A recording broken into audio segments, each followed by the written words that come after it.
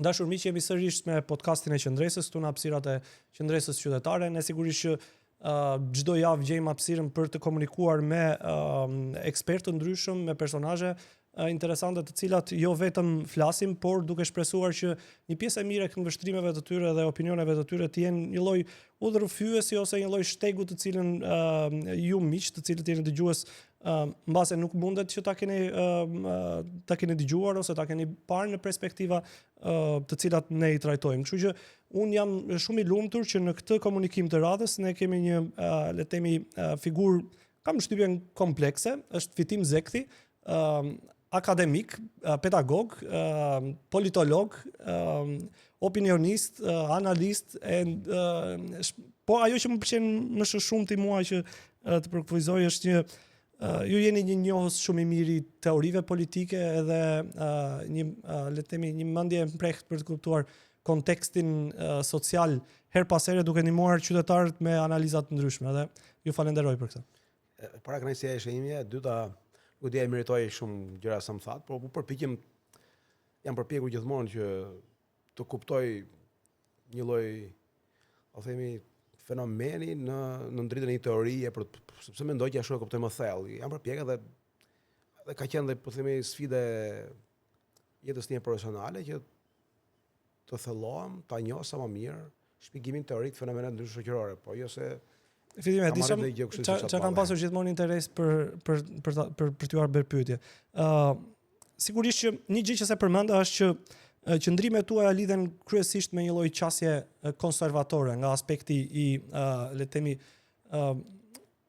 politikës ose i mënyrës së të jetuarit. Mirë, po gjithmonë ka një pikë pyetje të madhe midis asaj që lidhet që është politike dhe asaj që është morale. Dhe ju le të themi ju qëndroni me një këmbë në të dyja ose në gjitha aksionet e tua, edhe kur ke pasur angazhim politik, ti je munduar që të bësh një lloj qëndrese midis asaj që është morale dhe asaj që është politike. Megjithse nuk e di nëse këto të dyja je i sigurt që shndrojnë mirë me njëra tjetrën. Po dyshim që rrin, edhe duhet të rrin, po është e mundshme të rrin bashkë. Gjatë së njerëzimit ka pasur raste kur kanë ndenjur bashkë. Edhe përpjekja njerëzore është ato të rrinë bashkë. Nuk mund të zhvishet politika nga morali. Kur zhvishet politika nga morali, sigurisht ajo do jetë e pashpirt, do jetë e vrasht, e ashpër dhe do degenerojë në përpjekje për të marrë sa më shumë të mira materiale dhe të mira jo materiale nga pushteti, nga politika me radhë. Shumica fatkeqësive politike në botë prandaj vijnë sepse njerëzit nuk gjykojnë mos i qenë politike. Ju thatë që unë i kam kushtuar në rëndësi pa këtyre pikpamjeve konservatore. Nuk ka qenë një qëllim në vetvete. Është pjesë e hulumtimeve të mia dhe kam parë që këto janë, si më thënë, barësitë më të mira të ideve, të cilat mund të krijojnë mundësi të kemi një shoqëri të lirë, të jetojmë të lirë me djersën tonë. Ky është thelbi. Dhe unë mendoj që vetëm brenda një pikpamje të tillë ne mund të ndërtojmë një politikë që e ka moralin të rëndësishëm. Sigurisht ne sot jemi mësuar dhe dëgjojmë për ditë që morali s'ka rëndësi në politikë, rëndësi ka ku diun arritja rezultatit, rëndësi ka suksesi, rëndësi ka fitimi i zgjedhjeve, rëndësi ka po, është vërtet. Ku diun dominimi mbi kundërshtarin. Gjitha këto për mua janë burim fatkeqësish. Sigurisht që nuk mund të jetë politika diçka që duhet të ndjek në mënyrë të përpikt. Po themi pikpamjet morale siç Kjo është pikpyetja ime, domethënë kur a mund të bëhet një shoqëri vetëm morale ose një politikë të zhndrohet vetëm morale apo vetëm politike apo është duhet midis politikës dhe morales? Është e pamundur sepse njeriu është qenie që bën gabime, njeriu është qenie që mund të bëjë shumë gabime, mund të bëjë edhe krime, edhe është qenie e dobët. Kështu që në këtë kuptim nuk mund të kemi politikë plotësisht moralshme. Por shqetësimi duhet të jetë që ajo ta tentojë dhe ta dojë moralin, pra disa parime të jenë morale. Pra nuk mund ne të legjitimojmë fitoren e zgjedhjeve me çdo kusht. Jo nuk çdo të me çdo kusht, pra edhe të blejmë zgjedhje, edhe të blejmë vota, edhe të kërcënojmë njerëz, edhe të vjellim tendera, ose fitoren e zgjedhjeve me çdo kusht, si edhe duke shar, edhe duke shpifur, edhe duke prodhuar realitete propagandistike që nuk ekzistojnë në historinë e Shqipërisë, për të mos e bërë pak kështu globale, se globale mund të jetë shumë e lehtë. Po në historinë e Shqipërisë kur ka pasur vetëm politike, vetëm morale dhe kur ka qenë momenti më i mirë që mund të ketë miksuar dyja. Shiko, njerëz që janë përpjekur moralisht të bëjnë gjëra të mira për të vend ka patur gjithmonë, ka dhe sot. Për shembull po them kot, Dimitër Terpo. Ka qenë një patriot shqiptar në vitet e Erlidhjes Kombëtare shqiptare, i cili shiti shtëpinë e vet në Bashkollën Korç. Ai qif Pash Elbasani, firmtar i pavarësisë, njëri i rëndësishëm, ishte njeriu që me paratë e veta, jo vetëm që ngriti në këmbë, ai sa mund të ngrihej në këmbë ato vite, një lloj lëvizje qytetare në Elbasan pro pavarësisë. Po financoi shkollimin e çunave, gocave. Pra, si këto raste ka shumë. Por vetë që Pash Elbasani mund të ketë bërë gabime dhe mund të ketë qenë, edhe ka qenë padyshim. Në shumë raste gabim edhe moralisht. Se njeriu është qenë komplekse, por shqetësimi duhet të jetë që të mos e ndajt, mos e veçoj. Unë kam të kjo gjë. Nuk mund të veçohet morali nga politika, nuk mund të thush që nuk ka rëndësi morali. Dhe nga i pamë ideologjike, ideologjitë e mëdha në botë janë tre, janë liberalizmi, socializmi dhe konservatorizmi. Socializmi është secila prej tyre thotë që ka një moral, që të kuptohemi. Por edhe komunistët demokratë e quanin veten. Patjetër, gjithë thonë që ka një moral. Problemi është që për komunistin nuk prevalon morali. Prevalon arritja e rezultatit politik. Ai thotë, ka thënë Erik Hobsbawmi që ja vlen të vriten 100 milion njerëz për të çuar përpara këtë kaos ose për të realizuar komunizmin. Pra ç'është është kjo? Pra ky është morali i tyre. Pra edhe ai që thotë nuk ka moral, ka moral. Pra morali i tyre është që nuk ka moral. Për një farë mënyrë gjithë jemi qenë të mbrapshme. Problemi është që a do kuptojmë me moral dallimin e mirë e keqe dhe do zgjedhim të mirë? Ka ish, edhe duke u pjekur zgjedhim mirë nëse është të bëjmë gabime. Mund të zgjedhim edhe të keqen rrugës. Por shqetësimi, parimet udhëheqëse tona janë e mira. Çfarë do të them, ose morali liberal. Po. Moral liberalët thonë që do të ndërtojmë një shoqëri ku të gjithë të jenë të lirë dhe të udhëhiqen nga parimi që liria ime përfundon ku cënohet liria e tjetrit. Pra kjo prevalon. Pra, si po thon, ata kanë, pra, si po thon, nuk ka rëndësi, pra nëse nuk preket shoqëria, unë bëj gjithçka. Pra, mund të lejohet prostitucioni, mund të lejohet droga, mund të lejohet hashashi. Mjafton që veprimet e individit jenë vetëm me pasojë vetë individin dhe jo i kontekst shoqëror. Pra, e shohin individin si diçka që është para shoqërisë, para komunitetit. Pra individi nuk ka pra individi është i vetë mjaftueshëm, individi është i tillë që e realizon veten për te shoqërisë dhe mjafton të bëj çfarë do ai pa prek shoqërinë është në rregull. Po kjo gjë në gjykimin tim është e pamoralshme. Pse është e pamoralshme? E pamoralshme sepse individi nuk është jashtë shoqërisë. Një individ e impakton shoqërinë edhe duke menduar që nuk e impakton shoqërinë. Pra nëse ne do themi që secili individ mjafton të bëjë atë që do pa dëmtuar tjetrin, pra mi denjë, ku diun. Pra secili le të bëj prostitucion mos dëmtoj tjetrin. Në një mënyrë ai ka dëmtuar shoqërinë. Sepse shoqëria do të dëmtohet, sepse pavarësisht çfarë mendon ai për veten e vet, ai është shoqëri. Ai është pjesë e shoqërisë. Pra do të them që edhe liberalizmi ka atë kufizimin e vet. Kështu që un jam përpjekur, pra kam parë që ideologjia politike më e qëndrueshme që e mbron më mirë shoqërinë, që i krijon gjithë mundësinë të jetojnë të lirë me djersën e tyre, brenda një realiteti ku mbrohet dinjiteti i njeriu, që është shumë e rëndësishëm, është ideja konservatore. Dhe kjo ide, pa shumë gjykimin tim, ka një, po themi, epistemologji edhe të thjeshtë fare. Njerëzit nisën nga parimet themelore, nga parimet vini det, nga ide një sistem menduari dhe ne jetojmë te. Pra shkurt muhabeti, kemi një ide themelore. Konservatistë thotë që Zoti ekziston. Pra, është ai që ka krijuar botën dhe njeriu. Ka krijuar një rend natyror, ka krijuar ligësi natyrore. Me radhën ne thjesht duhet që ti gjejmë cilat janë këto ligësi natyrore, ky rend natyror, të mund të jetojmë.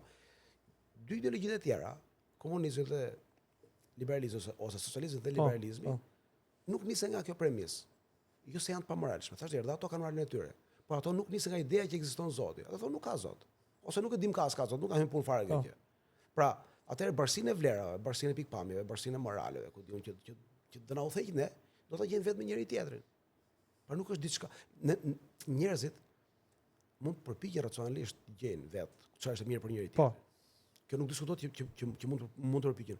Por ama ata ndryshojnë her pas here pikpamjen e vet, sepse njeriu është i qenë që nuk përbëhet thjesht vetëm nga racionalia. Është për mishë dhe për gjaku, ka emocionet, ka dëshirat, ka instinktet, ka shumë gjëra dhe këto shumë herë e rrësojnë racionalen. Plus që racionalia po të dominojë dhe ajo është e ftohtë sepse është robotike. Pra është gati e pamundur që njeriu në mënyrë racionale, përfshirë kombinatorikën me emocione dhe me dëshirën, të ndërtojë një sistem të qëndrueshëm vlerash. Si model politik të ngjashëm ndërkombëtarisht. Do të thënë ku është më mirë më shiruar ajo që në një farë mënyrë ju mund të besoni. Shiko, unë mendoj që tradita anglosaksone është ndoshta modeli më i mirë këto 200 vitet e fundit. Flasim për periudhën moderne. Në periudhën paramoderne, në periudhën paramoderne padyshim që sistemet politike të ndërtuara nga kalifatet muslimane kanë qenë shumë më të mira se sa shumë çka tjetër. Po edhe shumë sisteme politike të ndërtuara ndoshta nga mbretër të caktuar të krishterë, për shembull, por këto Cnuti i Madh ka qenë mbreti i Danimarkës shumë i famshëm, një njerëz jashtëzakonisht i devotshëm, jashtëzakonisht i moralshëm, sepse ka ndjekur me përpikmëri pikpamjet e besimit vetë të krishterë, të cilat është përpjekur të implementojnë në qeverisje. Kurse në periudhën moderne, më thëmë që tradita anglosaksone, ku diun Abraham Lincoln, më themi, Ronald Reagan apo ku diun Benjamin Disraeli apo Margaret Thatcheri. Këto janë modelet më të mira politike, që mendoj unë se mund të jenë shembull shumë i mirë për gjithëkënd sot në botë. Modelet më të këqija padyshim janë Stalini, Enveri, ku diun. Ose edhe këto kricat e shëmtuara të sotme të ultraliberalizmit. Pra, ku diun, të them qeverisja e fundit e Joe Bidenit për shembull. Qeverisje pa asnjë lloj sensi logjik, në kuptimin e lidhjes së moralit me politikën, e lidhjes vendimarrjes me moralin, e udhëheqjes së mendimit politik dhe vendimit politik dhe vendimarrjes politike nga disa vlera të caktuara morale.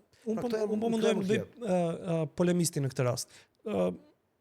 Në rast se le të themi një shoqëri, jam okay me gjithë tezën. Po kur bëhet fjalë për këtë luftën midis parimeve personale, ju e cekët pak në atë që është komunitare dhe personale, po a është e drejtë legjitimohet një le të themi shumicë e cila ka disa besime ose parime morale, të cilat dëshiron t'i kthejë në të sankcionuara për ata të cilët nuk i besojnë brenda një shoqërie. Nuk është e drejtë. Askush nuk mund të imponojë besimin e vet askujt. Shiko, ideja konservatore, po ta marrim më konkretisht. Sepse duket sikur ideja konservatore. Ne jemi një grup që besojmë diçka, marrim pushtetin dhe më pas ja pamundsojmë grupeve të ndryshme ose ata janë të detyruar të sillen sipas parimeve tona. Ajo në gjykimin tim është ide totalitare pastaj. Ajo është puna e komunizmit. Disa janë komunistë, marrin pushtetin e imponojnë të gjithëve. Disa janë fashistë, marrin pushtetin e imponojnë të gjithëve.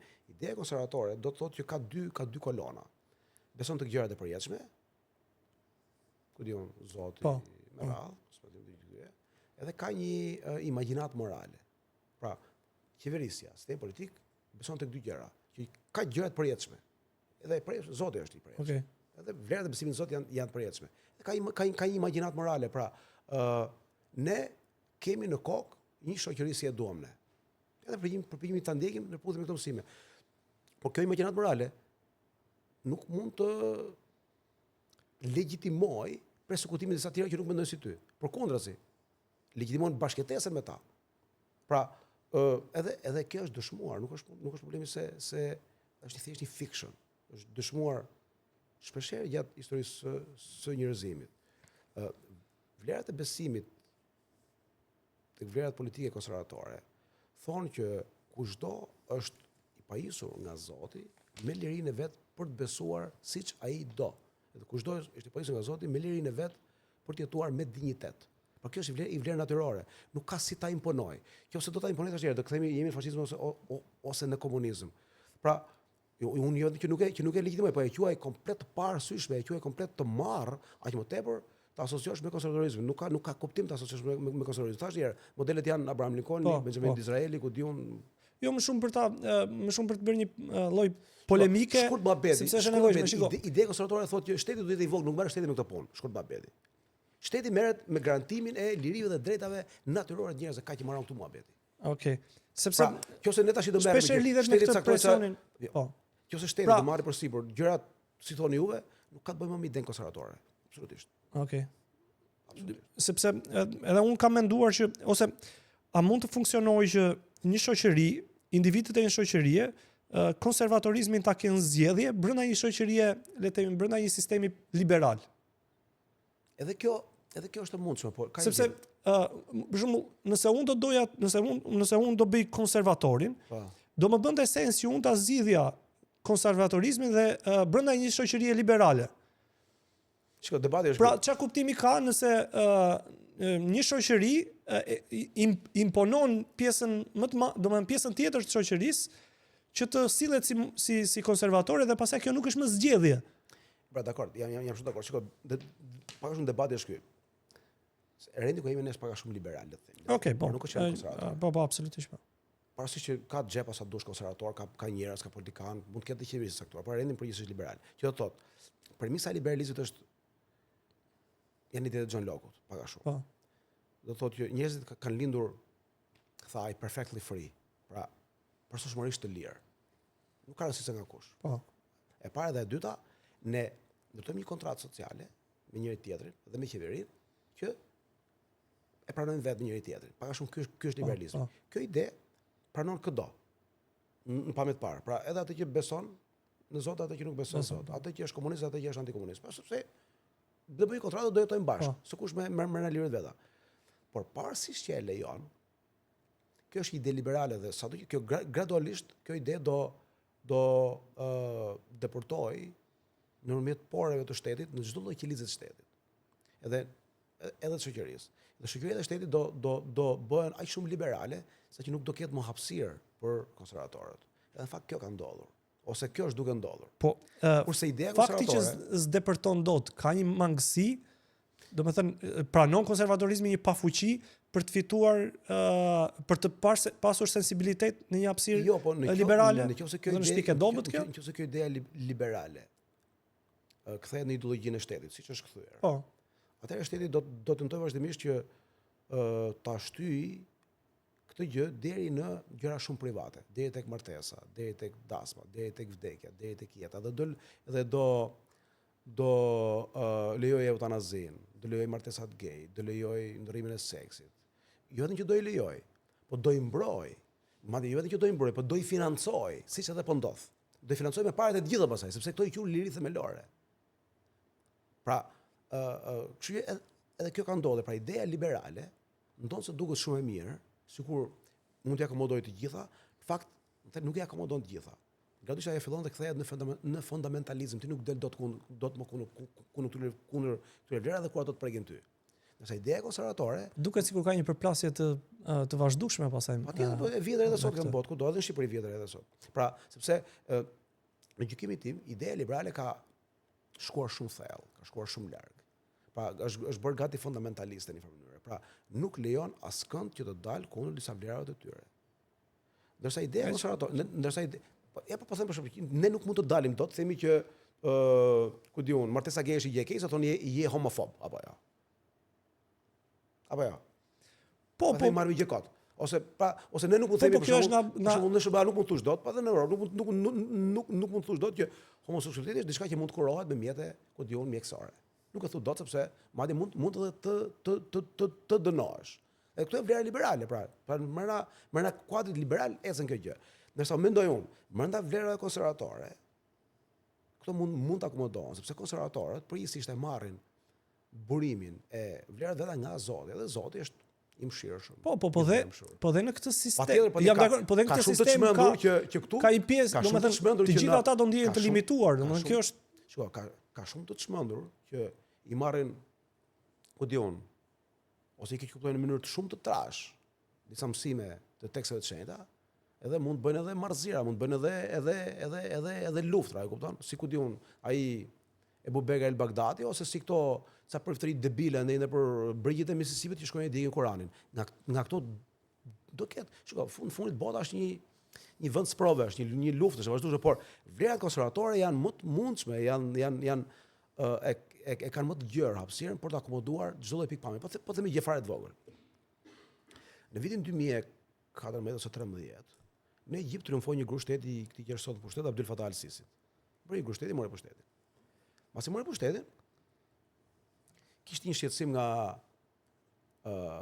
të divorcuarit brenda komunitetit të krishterë të Egjiptit, të cilët nuk pranoheshin nga kisha. Kisha, duke ndjekur mësimet e veta, i përjashtonte nga kisha. ju e dini që Egjipti ka një komunitet të tmerrsisht të madh të krishterësh, gati 10% e popullatësisë, bile edhe pak më shumë, gati 10 milion njerëz, 8 milion njerëz, që janë të krishterët e vjetër kopt. Ata kanë një kishë të tyre, kisha koptike, dhe kanë dhe një papë të tyre në krye të kësaj kishe.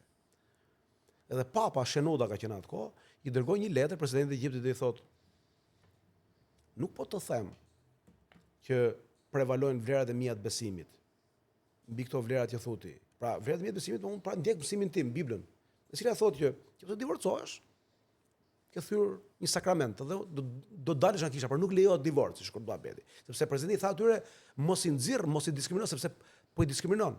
Pra, vlerat liberale janë mos diskriminimi. Ai tha, unë tha, nuk po them që po ndjek mësimin tim të Biblës, por po them të respektoj Kur'anin.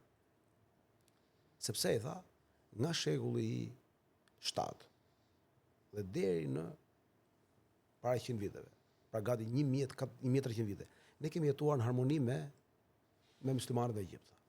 Sepse muslimanët ishin shumica, kishin pushtim politik dhe duke respektuar Kur'anin, na lejonin ne krishterët të jetonim me librin ton. Po. Sepse në fakt Kur'ani këtë gjë thotë që lëreni popullin e librit, jetojmë me librin e vet apo jo. Pra, shikoj si e mbron diversitetin ideja konservatore. Ti punë tato, unë punë time. Po ka një hile këtu kam. Kurse liberalizmi nuk e lejon këtë gjë. Kam frikë se liberalizmi duket sikur e lejon, por në thelb nuk e lejon. Po kam frikë që ka një lloj kur themi lejon brenda të njëjtës strukturë të operuarit. Dhe kur le të themi kërcënime, ashtu është, e vërtetë është, por nuk kemi rrugë tjetër. Kërcënime ti janë mbyllderë. Nuk kemi gjetur një rrugë tjetër më të mirë. Thua? Patjetër, shiko, qeverisja është diçka shumë. Se për shembull, do të thënë me qenë sinqert, për shembull, kohët e fundit ka pasur shumë debat për këtë për ligje që personalisht më duket më shumë panik se sa një gjë reale. Mirë po, ne marrim pozicione mbrojtëse për disa fenomene të cilat nuk e di a janë kaq të rrezikshme apo jo. Për ligjin për barazën gjinore që më do koalicion po, edhe një koalicion për familjen, edhe unë gjithmonë kam dashur, nuk jam marrë gjithmonë me arsimin në këtë vend. Edhe kam dashur gjithmonë të shikoj një koalicion të familjes për të mbrojtur fëmijët. Dhe këtu vriten fëmijët dhe nuk ka një koalicion për mbrojtjen e fëmijëve. Dhe gjithmonë kam menduar që familja është në krizë. Po për ishtë së vërtetës nuk mendoj se e ka futur në krizë dikush që do të jetoj si i komunitetit LGBT tani. Me thënë drejtë. Unë mendoj që kriza është e droga, nga 100.000 fëmijë që drogohen, ka të alkooli, familjet shqiptare, sidomos në rrethe, problem deri në shkatrimin e familjes për shkak të varësisë nga alkooli. Nga ana tjetër ke dhunën që ushtron gruaja dhe burri tek gruaja nuk po më shumë tek vajzat dhe gratë. Dhe si ka mundësi që ne panikosemi kaq shumë tani për një sjellje që me thënë drejtë mua nuk më shqetëson fare. Është shqetësim shumë i drejtë ky juaj, shumë i drejtë. Dhe unë mendoj që Shqipëria dhe shoqëria jonë dhe familja jonë shqiptare, ndoshta edhe familja në botë, pas po hyjmë aty mohabeti, është në krizë. Edhe nuk është në krizë për shkak sepse qeveria shqiptare dje par dje ka bërë një ligj që ka lënë të hapur derën që të njëjtë një gjini tjetër. Apo jo. Nuk është kjo arsye patjetër. Mirë po. Ai ligj gjithsesi nuk është i ligj i mirë.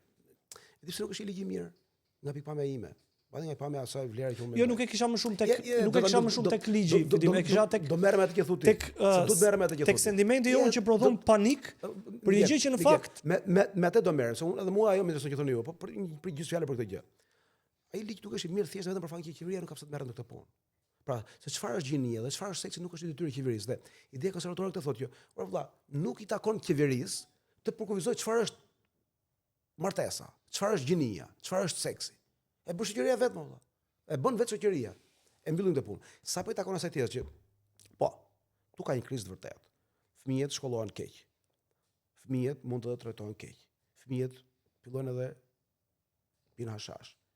Fëmijët pinë drogë, fëmijët mbajnë thika, fëmijët mbajnë brisje, adoleshentët mbajnë brisje. Probleme prindrit, sharp me prindrit. Por edhe prindrit vetë kanë probleme të tyre me njëri tjetrin. Ka divorce të mëdha, ka shërnaje të mëdha, ka vrasje. Vret familjarin. Shiko, kjo është një krizë shumë e rëndë dhe shumë e thellë. Kjo ka shkaqe shumë dimensionale. Shkaqet e kësaj janë me shumë thella. ne mund të themi që shkak është varfëria, ne mund të themi që shkak është papunësia, ne mund të themi që shkak është shkolla jonë e dobët. Gjitha këto janë shkaqe, por këto janë shkaqet fundore. Nga pikpamja epistemike janë 3 llojet e shkaqeve për një dukuri. Shkaqet fundore, shkaqet ndërmjet dhe shkaqet substanciale. Si është puna, pse kemi ndriçim në këtu, sepse është ti ke ndezur Chelsea, shkaku fundor. Po shkaku i mesëm, i ndërmjetëm është që ka rrjet elektrik dhe gjeneratora apo hidrocentrale që ja sjellin. Po shkaku bazë është që është shpikur nga Thomas Edisoni energjia elektrike. E njëjta gjë ndodh me çdo lloj fenomeni shoqëror, edhe me këtë vrasjen e gruas apo varfërinë apo këto. Sigurisht që shkaqet fundore këto janë: shkolla e dobët, investimet e këqija, politika korruptuar, rendi i dobët, policia e shkatërruar, e shpartalluar.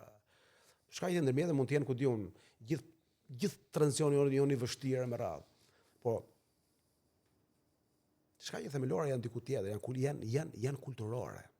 Sepse shoqëria shqiptare ka qenë e varfër edhe para 150 viteve. Po, apo jo. Po s'kishte droga, shashe, ku diun. S'kishte nuk e vriste burri gruan, apo jo. Ose po patjetër që nuk e vriste, nuk diskutohet fare.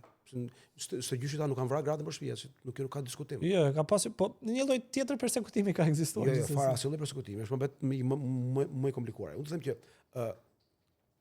liberalizmi ka dështuar, jo thjesht tek ne, sepse ju krijon njerëzve premisën dhe perspektivën e një jete të bukur, e një utopie që duhet ta ndjekin. Thot ky ishte teorician e njohur Gary Saul Morrison kur analizon Ana Kareninën, një roman i famshëm që ju e keni lexuar patjetër të Leon Tolstoj. Thotë Ana Karenina kishte një familje të thjeshtë, jetonte qetë, me burrin e vet, familjen e vet. Jeta një rutinë e vazhdueshme, çoheshin, bënin punët, shkonin punë, merreshin me kalamajt. Një ditë lexoj një roman ajo, ku një grua e bukur përjetoi një dashuri tronditëse, emocionale, trallise, sepse zuri një të dashur.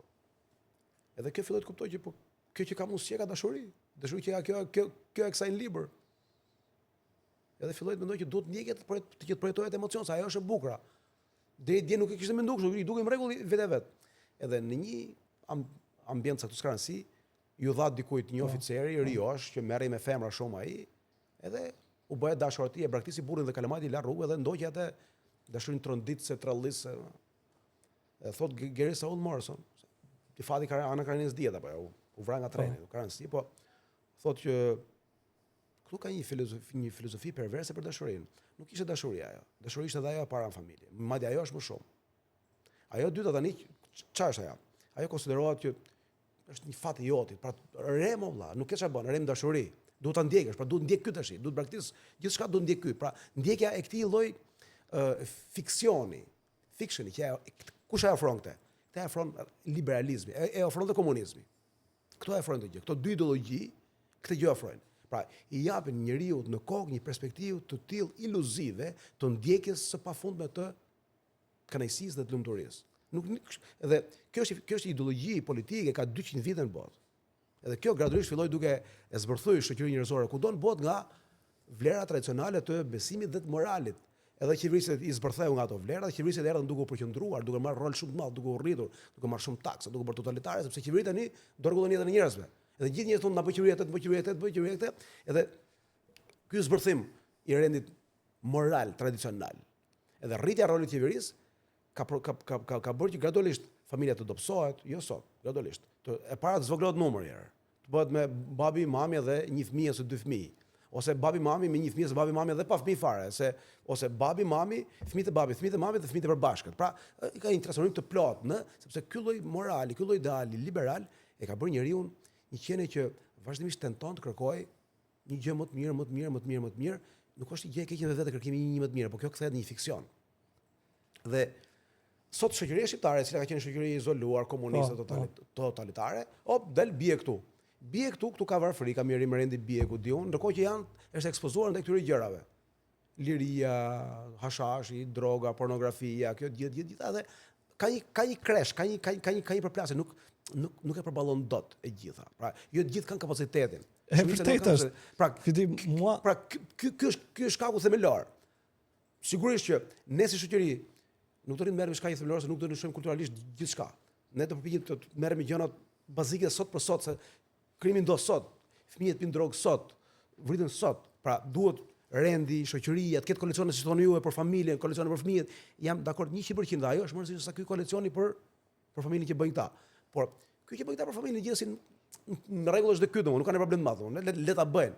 Shoqëria do të ketë vetëdijsim të madh që kriza themelore e jona është brezi i ri, unë jam dakord 100%. Ne s'kemi shkollë. Realisht nuk kemi shkollë. Ne kemi objekte, godina, ku hyjnë dalin njerëzit, ku rrinë ca mësues, vend ca nxënës, po në thënien e vet, shkollë në kuptimin e një institucioni që ka përkushtim nga mësuesi për të mësuar dhe ka rend dhe rregull dhe nxënësi shkon dhe mëson dhe është i përgjegjshëm dhe i vetëdijshëm që atje duhet shkosh dhe të punosh për ta marrë diçka, jo të shkosh kota e merr kot. Jam dakord 100%. Por shkaqet janë shumë të mëdha. Pra, se nuk më pëlqen kjo që thonë që do të thonë e vrau ai se ku diun s'ka rend tani këtej. Nuk ka rend, jam dakord, por nuk shiko. Duhet gjejmë arsye pse ka bërë një libër shumë të madh Emil Durkheimi dikur. Shumë të madh për vetvrasjen. Libri ndoshta më i madh që është bërë në historinë e njerëzimit. Ka 100 vite gati. Ai pa që filloi të ketë vetvrasje shumë në Francë asaj kohe. E nuk ishte patur më herët. Gjithë thonë që e vra vetëm se depresioni është si thon sot. Jo, ku diun kriza personale, kriza mendore, kriza nervore. Nuk është kështu. Sigurisht që ai e vret vetëm nga depresioni, e vret vetëm. Në shkaku i fundit ky është depresioni. Ai e fundit fare. Ajo që e ndes atë gjë. Po. Por pse kishte stres ky para 400 viteve? Pra, është transformim total kulturor. Është një tektonik e tëra kulturore, e cila ka prodhuar këtë lloj krize. Është liberalizmi në thelb. Absolutisht. Pra, ideologjia liberale e shpartalloi, e hodhi njeriu, i tha shko dhe kërko, shko nështron natyrën për këtë. E ke menduar ndonjëherë që kjo është një, domethënë, se dhe unë mendoj shpesh, domethënë morim çik drejtim nga këto teoritë, po më pëlqen kjo. A mendon që është një pafuqi e konservatorizmit për të fituar mbi, se gjithsesi ajo është një sistem politik i cili ka fituar kohë pas kohë, ditë pas dite. Shpeshherë kur mendoj dhe kur shikoj se si implementohen ose kush janë ndjekësit e konservatorizmit ose se si proklamohet konservatorizmi, për hir të vërtetës, unë zgjedh më mirë të jetoj në një shoqëri ultraliberale, por ta kem zgjedhje konservatorizmin, kur gjithkush në shoqëri të ketë të drejtën dhe i rezervoj dhe të drejtën vetes time që një ditë nëse çmendem ose nëse nuk ose ndjek një rrugë tjetër, të kem të drejtën për të ndjekur një. Sigurisht. Shiko, Miguel, keni shumë drejtë. Shiko, duke qenë se liberalizmi thashë ka depërtuar në përpore. Është kokat e njerëzve, domethënë është stili i jetesë i njerëzve. Është mënyra e jetuarit të njerëzve. Edhe domethënë është kaq i fare, madje edhe besimi fetar, edhe besimtarët vetë janë liberal në një mënyrë. Shiko, sepse kjo është ideologji totalitare plotësisht. Charles Taylor, që është një filozof shumë i madh, ndoshta ka më të mëdhtë filozof të gjallë ende, shumë i vjetër. Thotë, ne kemi qenë fremi. Po pse është totalitare vidim, se mua nuk më duket, domethënë. Po ta them pra sepse depërton çdo, shiko. Domethënë nëse ti jeton në një sistem ku ti ke të drejtë të jetosh sipas parimeve të tua, po dhe dikush tjetër ka të drejtë të jetojë sipas parimeve të veta, pse bëhet totalitare domethënë? Sepse ti je i detyruar të ndjekësh atë që ai do. Pra, ai bën një shkollë me parime liberale. Ai bën një spital me parime liberale, ai bën një teatër me parime liberale, ai bën një polici me parime liberale, gjitha në parime liberale. Po ti ke drejt të organizosh për shembull një shkollë të cilën mund ta caktosh vetë parimet edhe kodin etik të shkollës. Shkolla jote është brenda asaj shkollë do spërkatet vetë. Ja do ta them unë. Ose unë e kuptoj këtë merakun që ke ti, po mos është një kosto që duhet ta marrim. Ja, nuk do ta marr. Për të jetuar në një lloj paqe midis komunitetit, se kam frikë se një formë tjetër na sjell konflikt. Sepse kjo në analizë fundit kjo do ta zhduki fare, po themi, çdo lloj qelize të besimit fetar dhe të vlera konservatore, në fund fare. Po në thelb besimi ka nevojë për të sanksionuar komunitetin? Domethënë nuk është një këshill që mund të prapet pa nevojën e ligjit? Ja, shikoj, unë mendoj që çdo shoqëri që do largohet jashtëzakonisht shumë nga vlerat e besimit në Zot, ajo shoqëri do shkatërrohet. Nuk ka mundësi, është pa mundur. Po nuk ka të drejtë një shoqëri të zgjedhë të shkatërrohet. A di pse? Se po e bëj, shiko, domethënë ka drejt. Shiko, e di, në vitet e 1990 ne nuk mund të sanksionojmë limitet e një individi që kërkon të shkojë drejt një rruge të cilën ai zgjedh. Po, absolutisht po. Po, deri këtu janë dakord. Domethënë ne gjithkusht ka ne duhet përpiqemi që të jetë siç duhet të jetë. Absolutisht po. Pastaj problemi im është nëse nuk ja dalim valla, edhe nuk po ja dalim. Po, nuk po. Në rregull kështu, kupton? Po, un kam këtë pikpamje që nëse shoqëria do të largohet pafund vlerat besimit, sot ai shoqëri do shkatërrohet dhe kjo nuk diskutohet kategorisht historia e njerëzimit. E di pse, është shumë e thjeshtë. Jo se vlerat liberale në thelb, apo qoftë vlerat socialiste po. Në palët parë janë të këqija. Jo, por ato janë të themeluara tek vetë njeriu. Pra, i kemi gjetë në dy si vlerat më të mira. Po. Kurse vlerat konservatore nuk i kemi gjetë në dy. I marrim nga një burim që është i përjetshëm, i përhershëm, pa fillim dhe pa mbarim, dhe i pagabueshëm. Dhe është absoluti.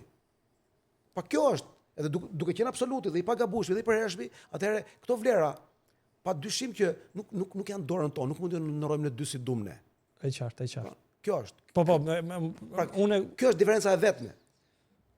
Edhe pa këto vlera, pra pa e themeluar ne jetën tonë, besimin tonë, vlerat tona me të cilat ne jetojmë dhe vlerat tona me të cilat ne ndërtojmë shtetin, shoqërinë, apo jo?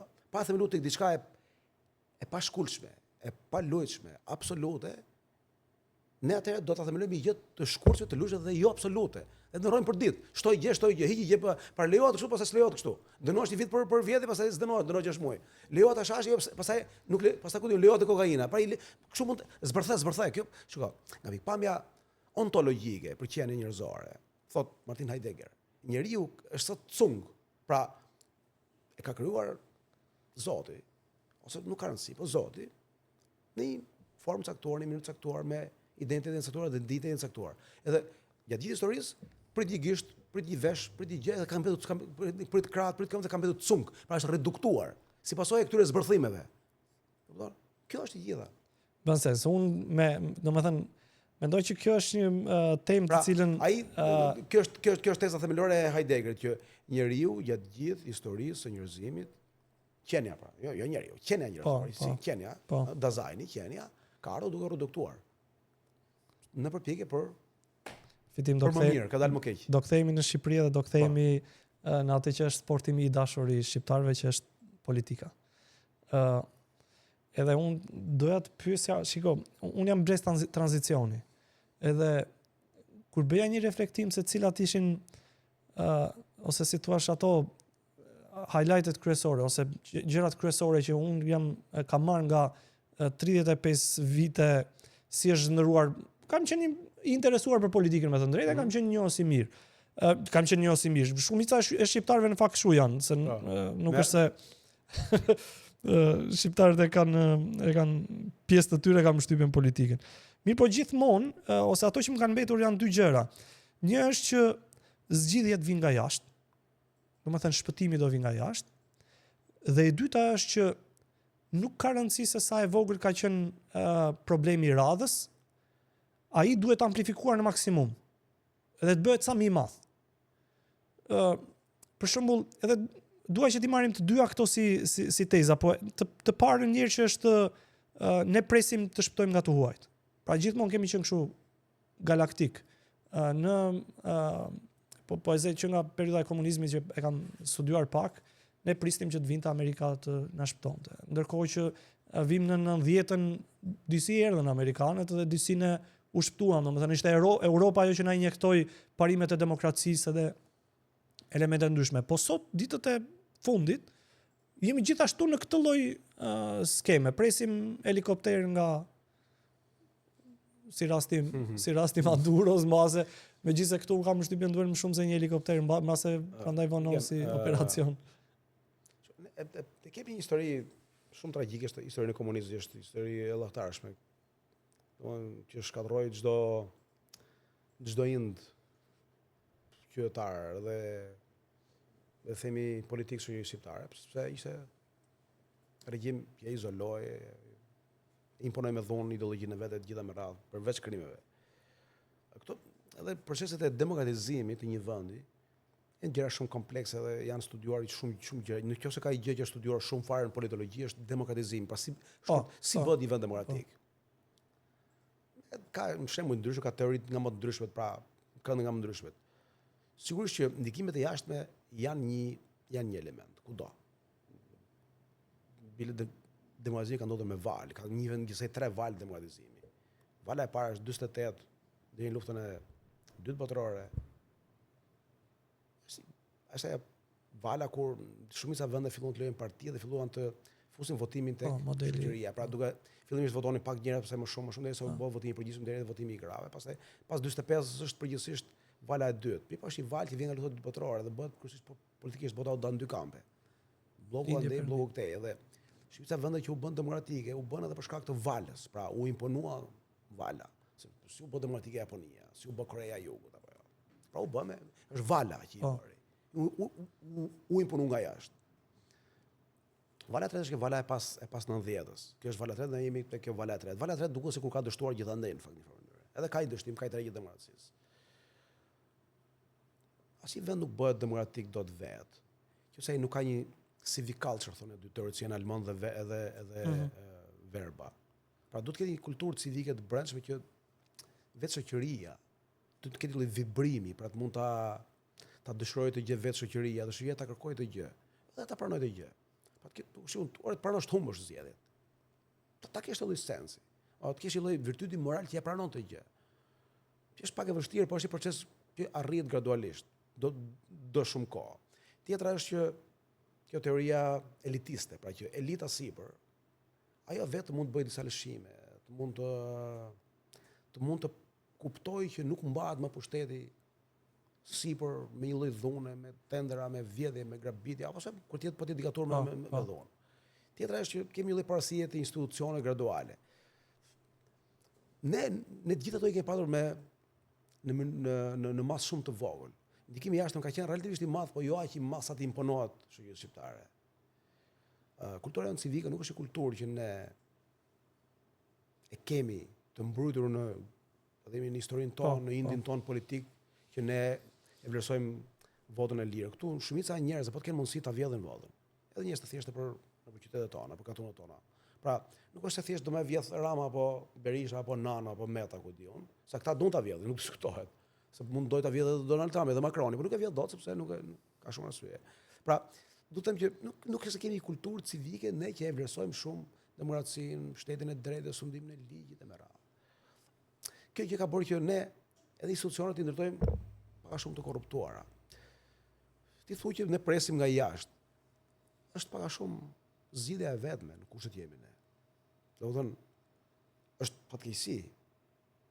Sepse këto pritet nga jashtë kanë një problem tjetër. Do bëhen nën frymën dhe nën dëshirat e atyre që i imponojnë. Ata që imponojnë mund të jenë njerëz që na duan, që ka qelluar që na duan, që janë europianët dhe amerikanët, por mund të jenë njerëz që na përdorin me qëllimet e tyre. Apo jo.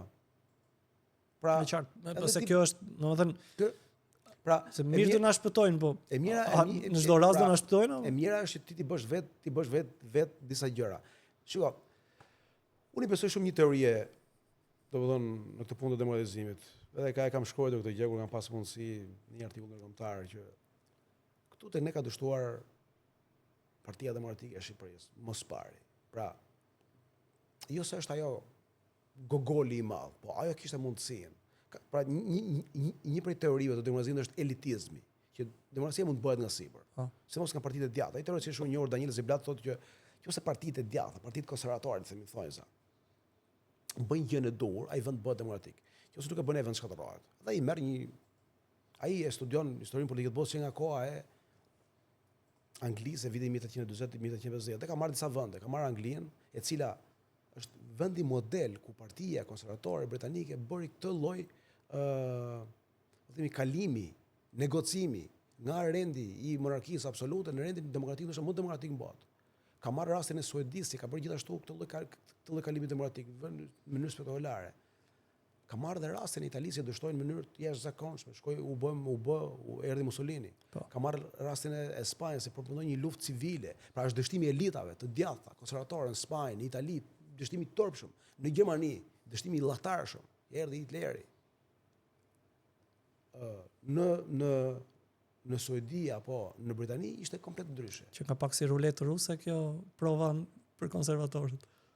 Patjetër, sepse ka një që partitë konservatore thotë ai duhet bëjnë dy gjëra. Duhet të shkëputen nga trashëgimia e vjetër, edhe të mos bien dorë në krahut radikal. Pra, se mund të bish kollajn dorë në krahut radikal. Kjo është ajo që po i ndodh Partisë Demokratike sot? Po, Partia Demokratike sot ndoshta edhe partive të djathta për botë, ç'është kjo AFD-ja për shkak. Është çmenduri është ajo. Le Peni. S'ka lidhje fare as me konservatorët me djathtën. Pra, mund të degeneroj këtu. Po degeneroj këtu, është dramë. Partia Demokratike Shqiptare nuk arriti dot. Shiko, janë disa gjëra që do duhet i bënte.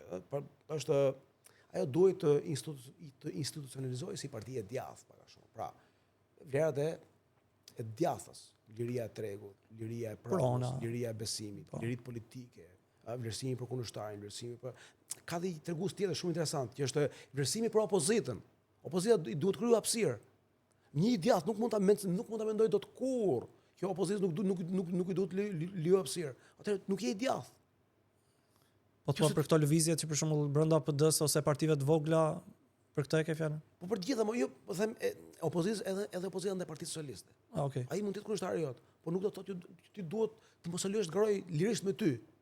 Është një vlerë themelore. Shiko, vlerat e djathtas, në thelb janë liri politike, që është kjo që po themi të dytë, pra liria politike për dikush garoj lirshëm valla, më i krijoj mundësi të garoj lirshëm. Edhe brenda partisë dhe jashtë partisë, edhe kundërshtari politik.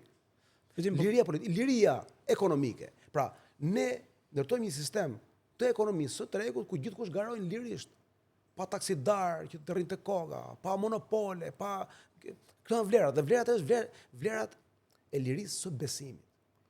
Edhe fjala që i shoqëron është kjo. Preka njëra sa këto leri i prek të treja. Këtu fillon dhe mbaron ideja e djathtë dhe konservatore. Liri politike, liri ekonomike, liri besimi. Ajo që pretendon sot Partia Demokratike dhe funksionarët e saj është sot ata pretendojnë më shumë se kur që në historinë e vet janë konservator. Dhe janë edhe për këtë duan pushtetin sepse sot ata janë më shumë se çdo herë tjetër në momentin e këtij tranzicioni të këtyre vlerave dhe parimeve. Partia Demokratike nuk ka asnjë lidhje me konservatorizmin. As ka pas ndonjëherë dhe as ka ndonjë lidhje. Kështu do dalësh tush që mbroj familjen, do dalësh tush që mbroj vlerat dhe besimin në Zot, duke thotë je konservator. Ose do dalësh tush unë jam kundër kodion, gejve, bile këto janë budalliqe. Vlerat, unë ta thash pak shumë, vlerat konservatore kanë dy kolona. Besimi tek gjërat e përjetshme edhe imagjinata morale. Që do të thotë, e përkthyen në realitet konkret. Ti e mendon lirinë politike themelore për shoqërinë dhe për sistemin të qeverisë. Nëse nuk ke liri politike, nuk ka qeverisje të mirë. Po them liri politike, kushdo duhet ketë mundësi të plot të garoj lirisht, të shprehet lirisht, edhe të fitoj lirisht, kundër teje. E para. Dhe e dyta, liri ekonomike. Ti nuk duhet të bësh kur asnjë monopol, dhe nuk duhet të lejosh kur pa të përpiqesh, se kjo ti nuk e bën dot kur në mënyrë të plotë, po ta kesh shqetësim. Nuk e arrin. Po këta nuk e kanë shqetësim, këta shqetësim kanë tjetrën. Pra liria ekonomike dhe liria fetare.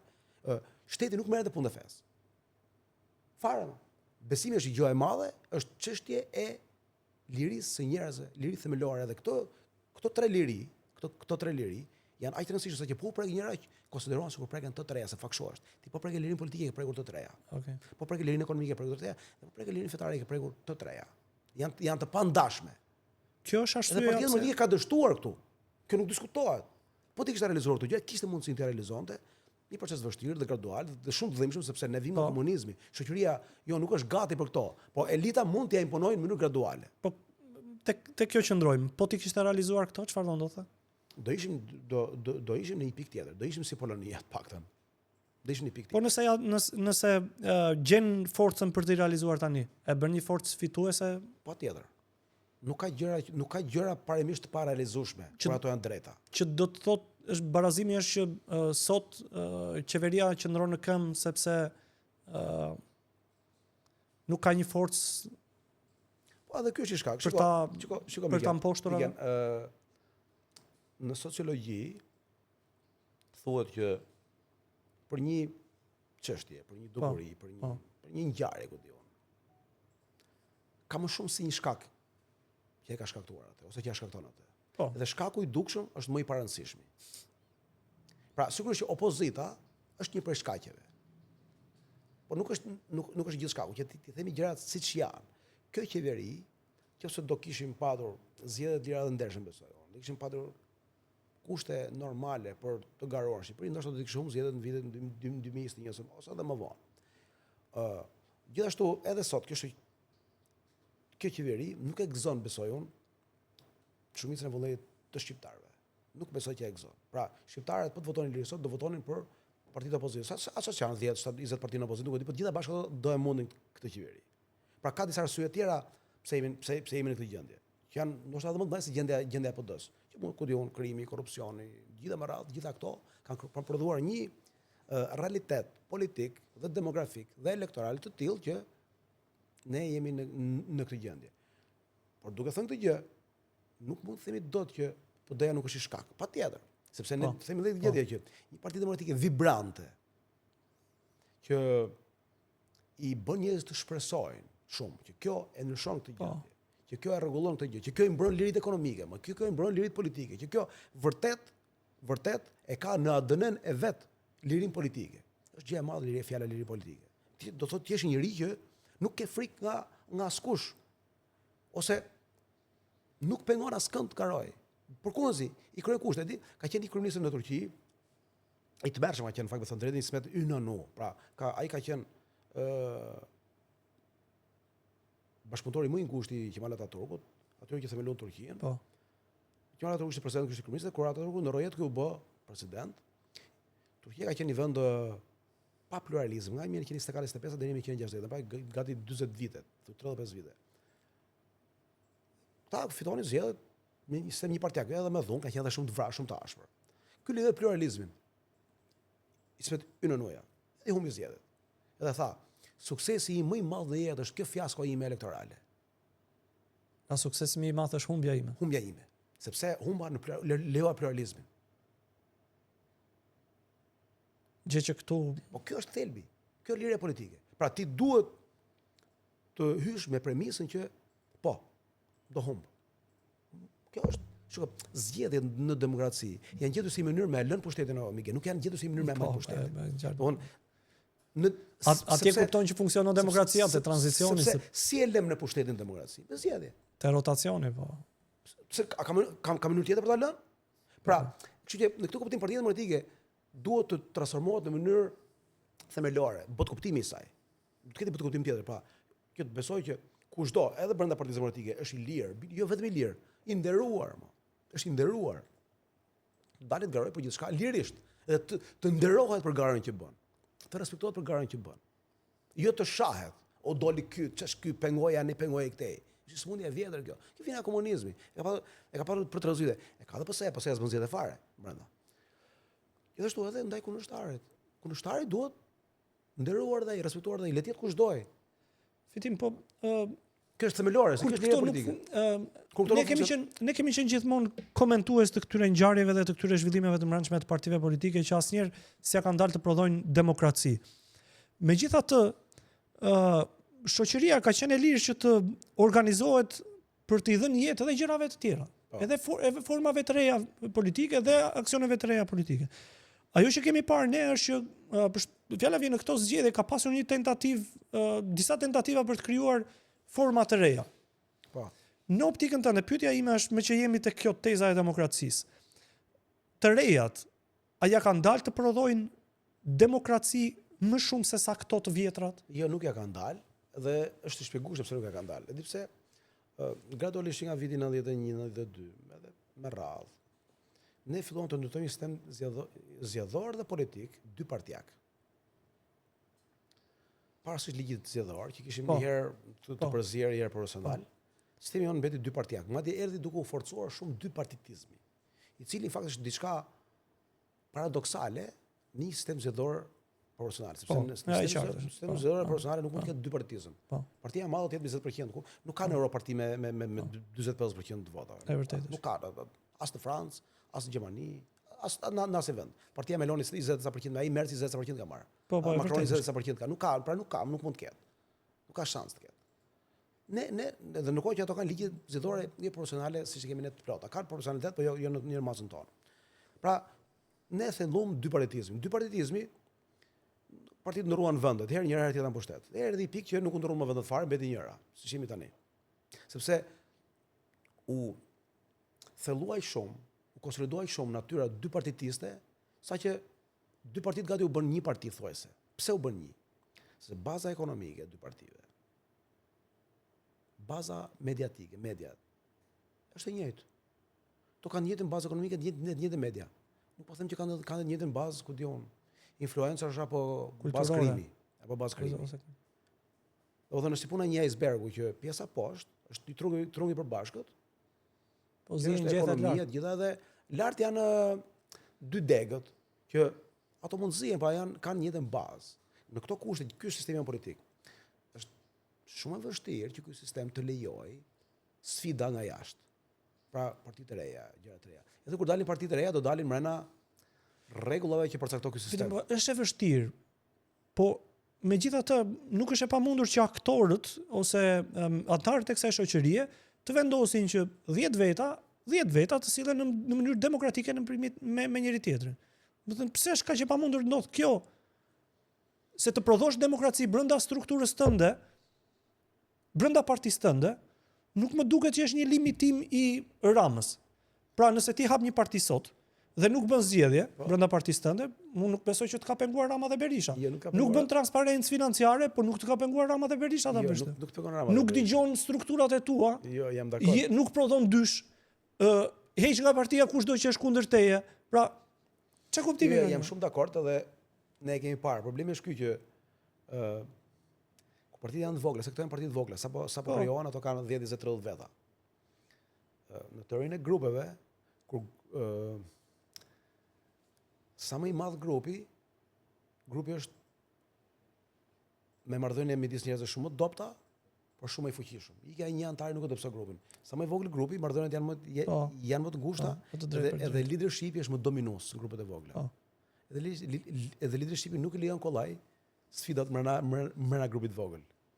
Tani se kështu ndodh domethënë. Edhe kjo është gjëja e parë nga pamja, po themi sociologjike. Nga pamja politike, ky icebergu i madh i sulmon këta. I quhen të shitur, të blerë, ku diun dhe pastaj këto fillojnë dhe ngurtësohen në mënyrë të vetvetishme. Edhe kur lideri i grupit sfidohet nga dikush nga këta, ai fillon edhe hyn në një lloj paranoje, thotë që Rama po na sulmon. Këtiri po na sulmon, gjithmonë sulmon, po tani më sulmon edhe këta mbrana dhe përdor luftën që i bën Rama si mjet për të sulmuar kundërshtarët brenda. Me radhë, është një cikël i tillë. Pra, në një farë mënyrë do shkojmë prapë tek liria politike. Pra, kur themi liri politike, nuk është thjesht që ti të kesh liri të mblidhesh atë organizosh gjë vet. Liria politike është ambienti i tillë që lejon lirinë politike. Pra, Rama, Berisha, sistemi politik, parlamenti shqiptar, ligji zgjedhor, kodi zgjedhor, financimi i partive, media, të gjitha këto të jenë, themi, mjedis për këtë gjë. Kjo është çike vështirë. Fitim ne kemi pra ne themi që mjeti kryesor sot ka mbetur kur themi kurzimi nga ndërhyra jashtme. Kur thash dy gjëra, një që prisnim nga jashtë dhe një që zmadhojmë gjithçka. Unë mbaj mend për çdo ngjarje politike, ne e kemi komentuar si ngjarjen më të madhe dhe dramatike politike që ka ndodhur në një vend. Pra, nëse le të themi arrestohet një ministër. E gjithë opozita, e gjithë ajo pjesa aktive e oponencës ndaj qeverisjes, mundohet që ta zmadhoj këtë si e vetmja gjë që më e rëndësishme e momentit. U arrestuar kryetari i bashkisë, nuk kishte çati ndodhte më dram vendit.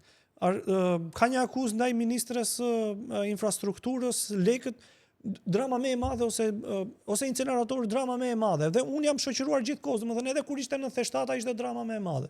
Edhe kur ishte le të themi këto firmat piramidale, drama më e madhe. Edhe ne jemi gjithkohës kështu duke jetuar në një dramë të madhe. Po duke jetuar një lloj gjëje që ti e humb sensin e masës, domethënë kush është më e rëndësishme se tjetra. Edhe që ne kemi humor. Dhe kam frikë që ne kemi gjithkohës një elitë opozitariste, le të themi, që duket sikur është aty vetëm për të të bezdisur dhe për të iluzionuar me gjëra që ndodh. Diskuri Dhe pyetja ime është, a është kjo drama më e madhe që jemi duke jetuar sot? Është pjesë e dramës, më e madhe, ndoshta jo, po. Se unë ta bëra kështu. Pjesë e dramës. Ta shtrova në atë mënyrë të atit që të mos partitë në përgjithësi kur janë të këqija dhe janë totalitare në mendësi, përdorin diskur hiperbolik. Edhe konspiracionistë, shoqërohen nga dy, ose më thënë ndryshe fare, stili paranoidal në politikë, se ne kemi stil paranoidal në politikë, me armiqje, me kundërshtarë, shoqërohet me gjuhë hiperbolike dhe me konspiracionizëm. Pra, gjithmonë këtu edhe për i gjithë vogël, ku diun, edhe për i miting me 200 veta, miting mallështar. Apo ja, domethënë, gjuha është hiperbolike, ose për shembull X person, hajduti më i madh i historisë. Pastaj tjetër, pra gjithmonë del një hajduti më i madh i historisë. Vjedha më e madh i historisë, pas çdo vjetë është vjedha më e madh i historisë. Dhe sa mbaron fjalia, pastaj ky është kryeministri që është më i madh në histori, sepse është kjo është natyra e gjuhës hiperbolike që përdorin stilet paranoidale politike. Që padyshim janë stile përgjithsisht totalitare, se njëri paranoidal, një subjekt politik paranoidal. Te ka dhënë Rama thoshte dikur Rama që kemi arsimin më të keq nga koha e Ismail Qemalit. Kemi këtë më të keq nga koha parasisë. Madje ka qenë një çmenduri tjetër fare, ky që zës kryeministri i akuzuar për korrupsion që rrin në Zvicër që flet nga televizori, ka thënë një herë që kur ishte në opozitë që nga koha e Batos, kjo është qeverisja më e keqe. Bata ka qenë mendohet një luftëtar i lirë, ku diu që luftoi kundër Romës, pra më shikoj ku e çoj. Që nga koha e Batos, kjo është pra. Do të thotë pra, s'mon Berisha më i keq nga koha e Batos.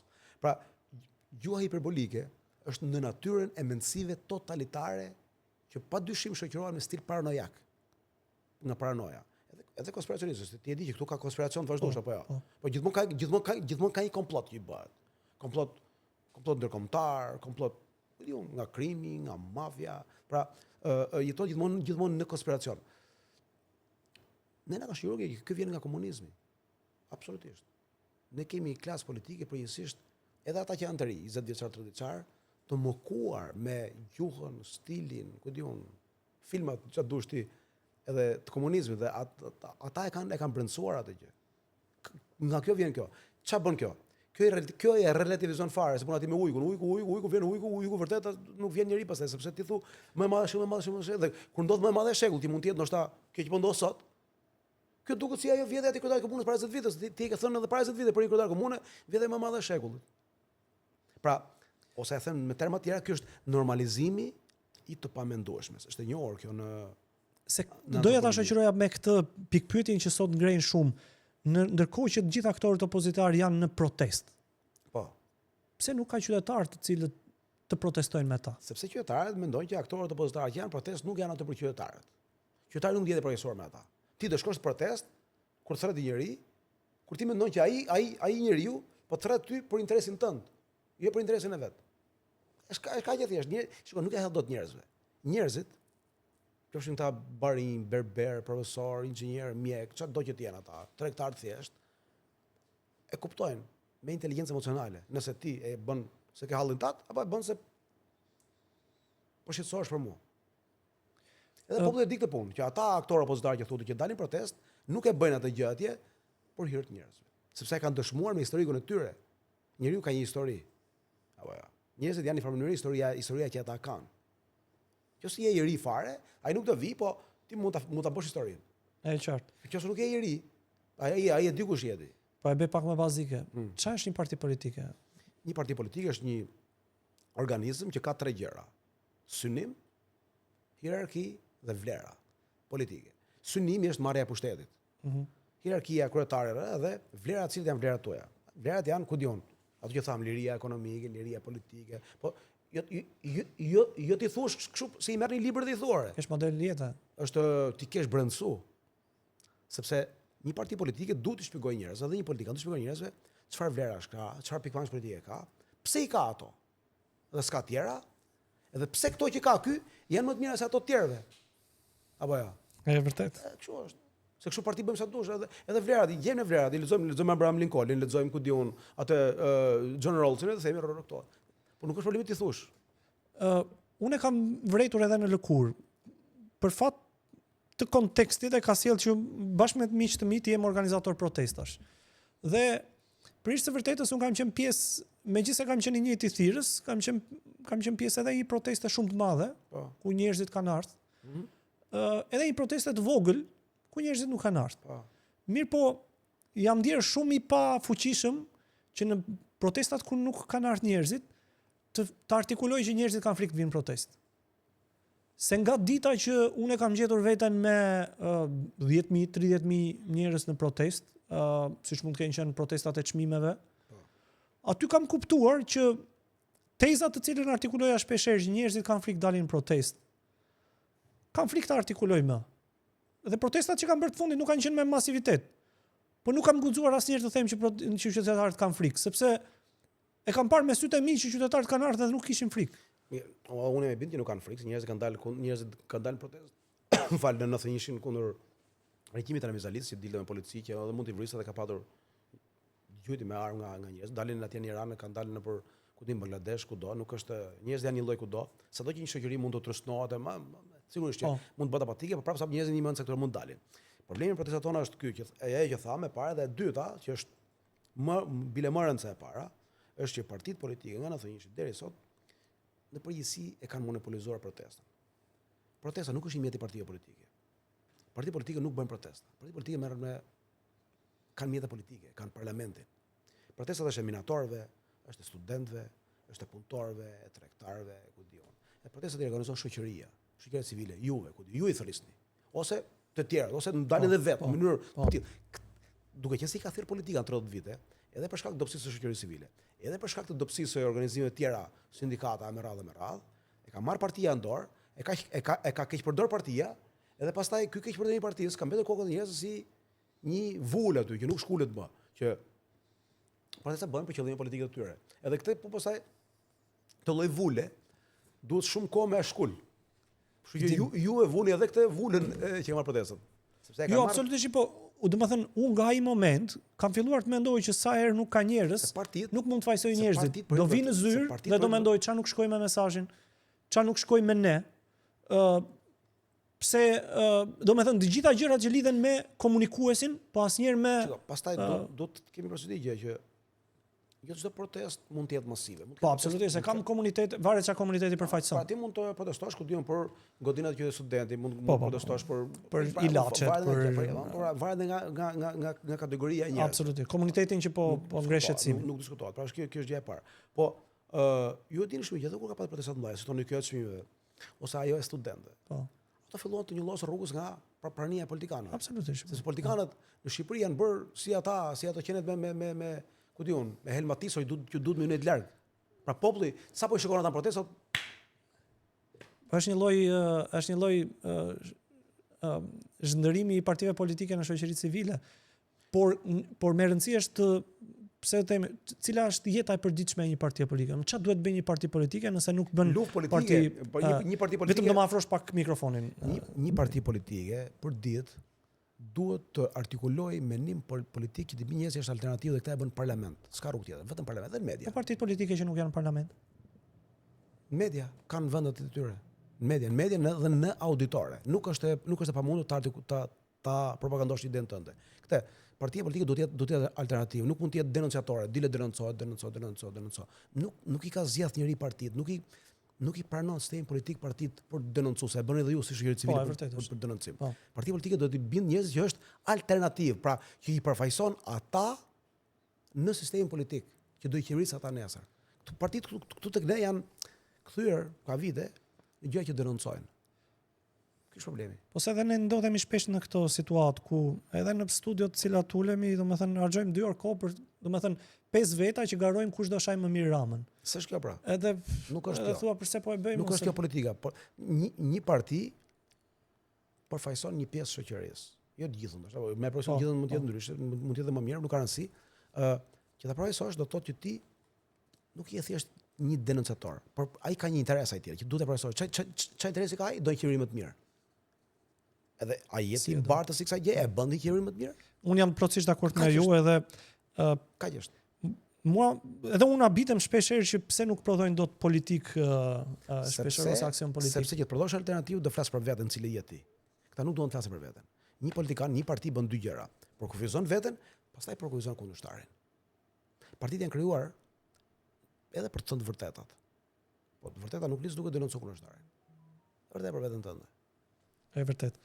Fitim, ne jemi në fund të bashkëbisedimit, unë me gjithë komunikuesit të cilët ndaj këtë bashkëbisedim i jap 5 imazhe në fund të bisedës për të komentuar në mënyrën se si ai ose ajo e merr indicjen e parë nga imazhi që unë i paraqes. Shqiptari kam përshtypjen 100 viteve më përpara. Po, mund të jetë një imazh nga kryengjitet përparësi 1908, 1909, 1912. Shiko, ai është një moment i madh i historisë tonë në një kuptim. Pra ky imazh më sjell në mend këtë gjë. Fitim, si ka mundësi që ne nuk gjejmë fare me këta sot, ë? 100 vite mbas. Ja, s'gjej fare, shiko.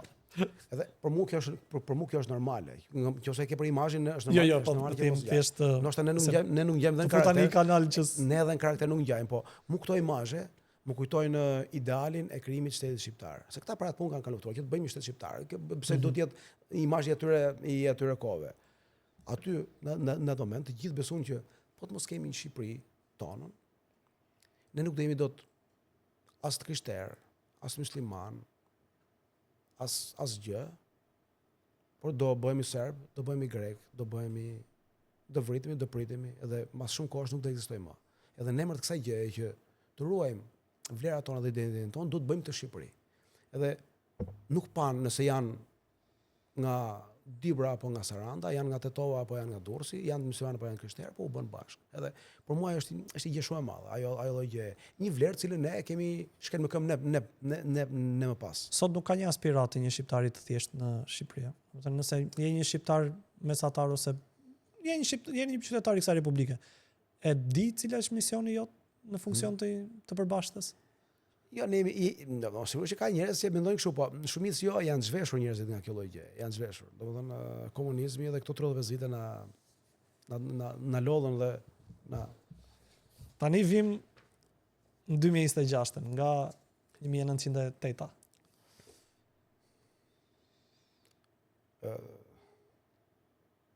Unë kur kam parë unë nuk kam fjalë për të gjë, domethënë, nuk jam duket një llahtarë, domethënë. Unë mendoj ditën kur do vdes edhe them që edhe për të varrosur nuk dua të varrosim Tiranë. Kaq do të them, domethënë. Më llahtaris kaosi të llahtarshëm. Mania për para, për pasuri, për pushtet, ndërtohet në çdo vend, shiko. Një qytet ishte ashtëdhimshme që ti nuk e domethënë edhe kur e mendon veten jo në këtë botë të vdekur. Të mos e kam menduar gjithmonë këtë gjë. Shiko, një qytet ndërtohet sipas vlerave që ai ka. Edhe kjo tregon që vlerat i kemi ne. Domethënë këtu ka dominuar vetëm paraja. Dhe feja jon, besimi jon, vlerat tona kanë qenë kullat, kaosi, ndërtohen ne, i fut te prishte. Po kjo gjë nuk është thjesht vlerë e popullit. Është vlerë imponuar nga ata lart mbi popull, sepse populli i shkret është i kapur në çark për këtyre që e bën kështu domethënë. Tirana është një vend i mrekullueshëm nga natyra e Tiranës. Natyra e Tiranës shoh edhe fotot e vjetra me kodra, me dy lumenj, është një mrekulli. Në fakt nuk ka asgjë nga ajo, është një llahari. Kjo zona ku po bëjmë në bisedën kishte shtëpi kështu me limona. Po, gjithashtu që. Tani Machiavelli. Shiko, ky është njëri shumë i keq kuptuar, se e dëgjoj gjithanë kur sa herë shoh, sa herë dëgjoj fjalën Machiavelli, sa herë shoh, po çka keq kuptimi.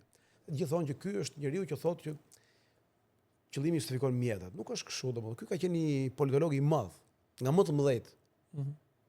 Ky është i pari politolog, i pari në Romën perëndimore të paktën, që tha që njeriu është i qenë që ka impulse negative. Mund të bëj shumë keq. Mund të prish shoqërinë, mund të shkatërroj shoqërinë, mund të bëj shumë dëm. Do të gjeti mënyrë që të konvizojmë dhe i pari i venit, princi, pra. Mund të bëj edhe dallavere, edhe intriga, në mënyrë që ta marrë vendin të stabilizuar, të ruajë virtutin moral dhe paqen e shoqërisë. Ky ka qenë theli i sa që ka dashur ky. Nuk ka dashur ky që i lejohet politikanët me vrarje me prej për qëllimin e vet. Me di që të lexuan Machiavellin apo? Nuk e di e lexuan apo jo, po di që çoku e dëgjonin domethënë.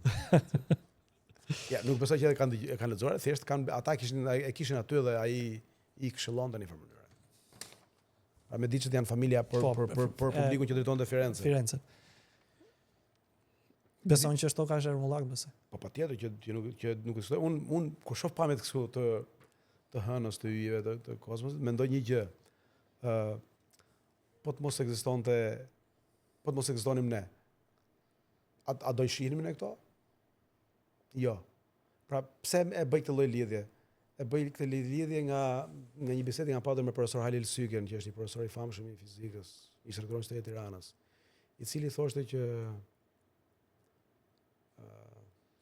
universi është i ndërtuar në mënyrë të tillë, me konstanta të tilla fizike, saqë nuk ka shpjegim tjetër nëse Zoti e ka krijuar.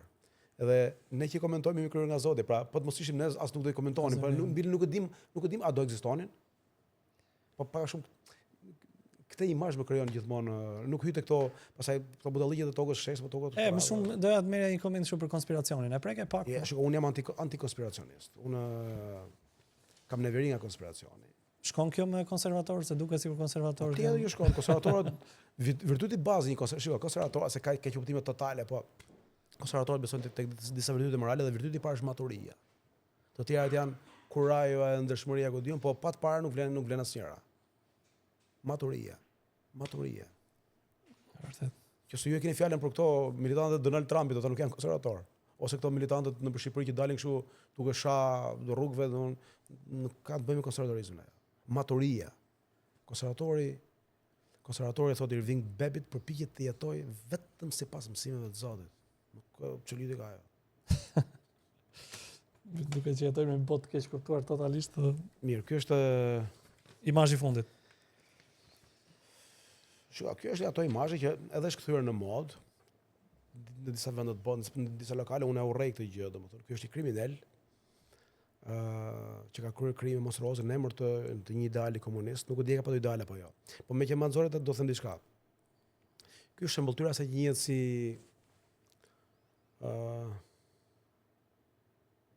glamour of evil, pra joshja nga e keqe, joshja nga e liga, joshja tundimi prej ligës, prej poshtrës, prej djallëzores. Pra mund të ndodhë që njeriu mund të joshë thjesht nga e bukur edhe e mira, të ndjek të mirën dhe të bukur, por imazhi i tij shërben që edhe të frymëzoj sot njerëz të përbot, të marrin bluzën e këtij apo ta ku diun. Edhe kjo është joshja, kjo është siç mund të ketë njerëz që duan të bëhen si Abu Bekr al-Baghdadi, pra është joshja nga e liga. Unë do doja që imazhet të tilla të mos dukeshin kurrë në faqet e mediave apo nëpër lokale, si kanë parë nëpër lokale, apo të këndohen këngë ku diun komandante Che Guevara, ku diun është. Po përgjithsisht komunizmi lexoja një pse është ndëruar në e fuqishme imazhi Che Guevarës edhe shumë vinin në mendimin që është tërheqës. Këto janë imazhe.